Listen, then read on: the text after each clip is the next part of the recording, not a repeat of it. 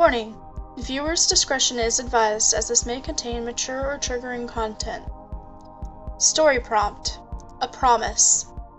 Title: Staying True. Myra Grinnet!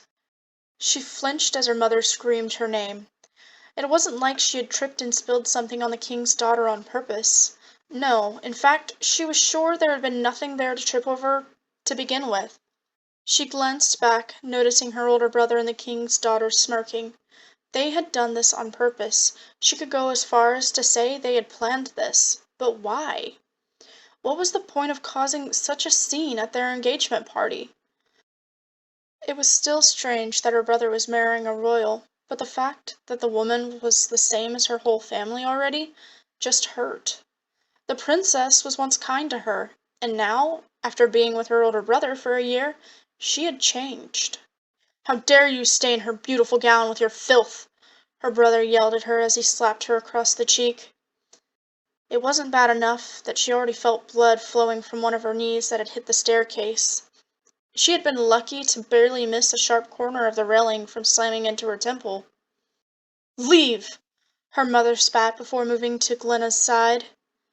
"I'm so sorry about our youngest child, Princess Glenna. I do hope you'll forgive this. I can pay for a new dress. In fact, I have a few that my daughter was supposed to receive for her coming 18th birthday.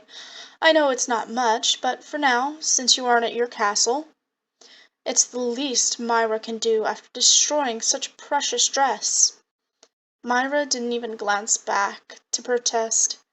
It wasn't like they would actually hold a party for her anyways. She limped up the stairwell, bowing to the king, who wore a frown. She was surprised that he didn't tell her to go back down there and beg for forgiveness. She was half past him when she heard him asking if she was all right. She was shocked for a moment, pausing before turning to him with a teary smile. "I will be fine, my king. Thank you for caring, and sorry for ruining her dress. I will take my leave now." The king nodded, giving her a soft smile. "Get yourself treated." Tears splashed down her face. "Thank you," she whispered. She had never actually met the king until today. The fact that he showed such a caring side made her heart ache. She wanted nothing more than to run away and go find Jasper. Limping to her room, she collapsed on her bed, her leg aching, but she didn't pay it mind. She rolled onto her side as tears continued to fall. She was so tired of this. She knew her 18th birthday was just around the corner, but none of them cared. That's why they spent so much money already on her brother's engagement party. So, when her birthday arrived in a few days, they could claim it wasn't their fault her birthday wasn't flashy. After all, can't have the princess of the kingdom having a lackluster engagement party. There was a tap on her window and she jolted upward as Jasper crawled into her room. Hey, he said with a soft smile. She wiped at her tears and noticed he held bandages. "How did you know I needed those?" He sighed, moving to her side. "I happened to be heading for your room when I heard music and saw what happened. I hate your brother, and the princess is no better." Myra laughed slightly. "You've got that right, but it's fine. At least you're on my side, and you're all I need." He nodded.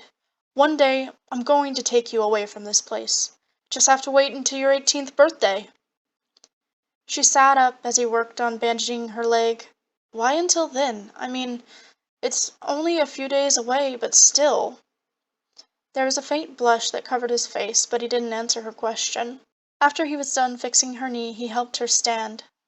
"Shall we go for a walk? I know your knee is bothering you, but I was thinking we should head out of the castle grounds." Myra perked up. "Oh, there is a festival going on, isn't there?" He nodded as she watched her for a moment. "Shall we?" She nodded. "Lead the way, my prince." He flinched at her words, but she didn't notice. Though he couldn't help but hope, once she found out that he was actually a prince, that she'd forgive him for hiding it. He sighed as they left. In a sense, he was hoping to give her his marriage offer on her birthday as a present. Though his parents had been trying to set him up with another princess, she had stood him up on multiple occasions. Not that it bothered him. He was glad that the princess didn't have any interest in listening to their parents' demands. As they made it into town, there was music, bright lights, laughter, dancing, and even a small carnival. Myra smiled. Outside her home, she felt free.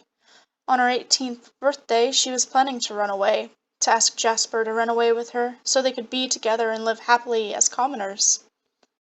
Someone grabbed Myra's hand, dragging her and Jasper to the center of the dancing. The music playing was a joyful, upbeat tune. Jasper was worried about her dancing with her knee, but it didn't seem to bother her as her smile grew, dancing to the music. He joined, and soon the song turned to a slower-paced song, and those who weren't couples stepped out. Jasper went to leave, but Myra held him in place. "Dance with me still. Hold me." He couldn't resist her as she stared at him, her light brown eyes begging him to stay and dance more. Jasper smiled. "Okay." He tucked some of her strawberry blonde hair behind her ear. "I can't leave you standing here. Some other guy might snatch you up." Myra laughed softly. "Like I'd ever fall for someone else." Shock seemed to fill her face for saying that aloud, but Jasper didn't comment on it, simply smiling at her and holding her close while the music played. Jasper and Myra danced to one more song before Myra's legs started bothering her. Now they sat on the ground, watching people run around, enjoying the festival.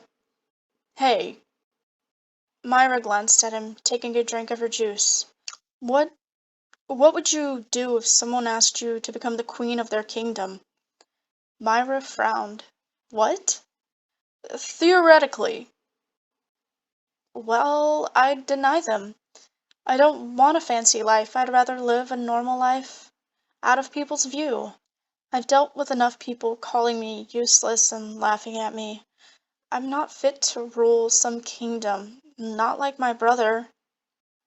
Jasper frowned. "But—" She turned to him. "Jasper, I just want to live with you. I don't care about my status as a noble. I love you." Jasper was shocked to silence. He knew her feelings, and he felt the same, but he had wanted to propose to her in a proper manner. He groaned. Damn it. Myra's heart sank. Had she read his actions wrong? Did he not feel the same? Her face flushed, and she stood.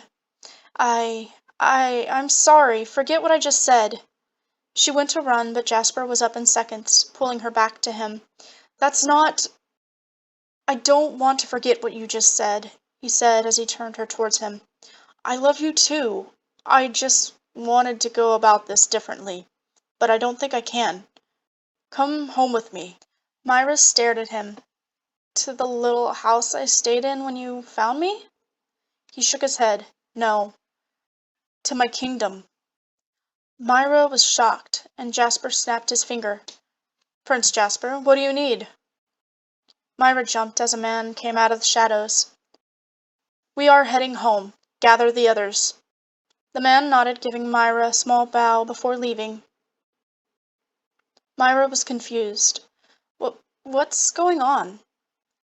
"Well, you'll see here soon. You know how to ride, so we just need to get you riding clothes." As he spoke, two large horses were brought to them. One was a creamy dapple, and the other was a dark gray dapple. "It'll take about 5 days. Once we reach there, a letter of marriage will be sent to your parents, though they probably won't care, and I will not give them money." Myra felt shocked. "Wait, a 5-day ride? I've never ridden that long." As she spoke, though, things began to click in her mind. A 5-day ride, and Jasper was seemingly a prince? There was one kingdom she thought of. The Alson kingdom. "We will take resting points. Can't have our horses run down." The creamy dapple nuzzled Myra. "Glad to see Syver taking a liking to you. Usually he doesn't like anyone but me." The dark gray dapple snorted before brushing against Myra. "And what's this one's name? He seems jealous," she said with a small laugh. "That's Kell. Syver and him are brothers, believe it or not." They were like night and day. It was clear to Myra that Kell was the over-friendly one, while Syver was picky. Syver moved over to Jasper before someone brought over riding clothes. Go get changed behind those bushes. I'll keep watch. Also pretty sure these two will guard you." As if answering Jasper, both horses snorted, making her laugh more. She was running away to get married? Didn't they call that eloping? Or was it not that, since he was sending a marriage proposal to her father once they arrived? She didn't care. She hurried to change, and then hopped up on Kel with ease, brushing his neck. "Take care of me, boy. Let's go, Jasper. Or should I say Prince Jasper?" Jasper groaned. "Please just call me Jasper, like always." She laughed as they set off, stealing away in the middle of the night.